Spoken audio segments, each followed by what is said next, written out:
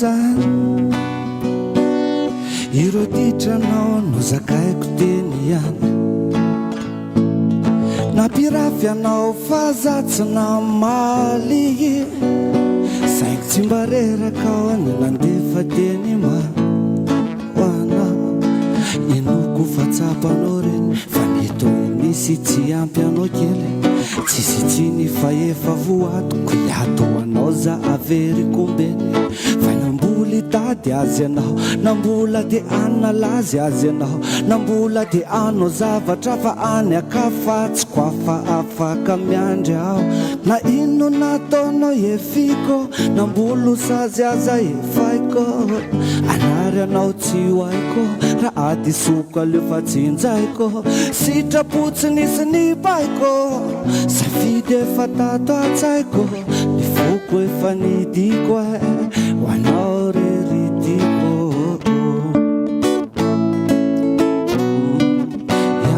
Hiandry aho Hiandry anao fonza Hiandry aho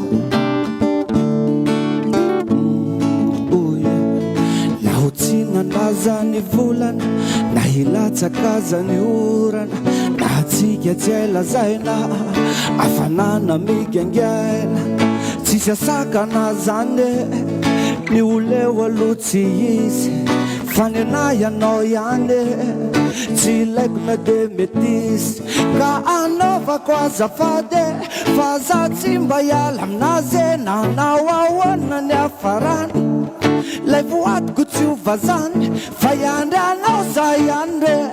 na ino ny dona hitrangy eo nambola hitady azy anao analazy azy anao za tsy ala fa Hiandry ie ka na ino nataonao efiko nambolo sazy aza efaiko anary anao tsy hoaiko raha ady soko aleo fa tsinjaiko sitrapotsy nisy ny baiko safidy efa tato atsaiko ny foko efa nidiko ho anao reridiko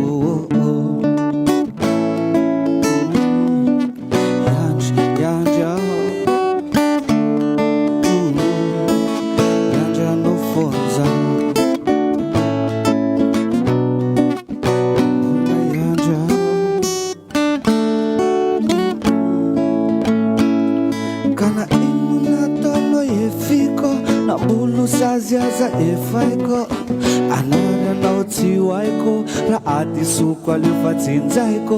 sitrapotsy nisy ny baiko safidy efa tato atsaiko ny foko efa nidiko nao reridiko sotry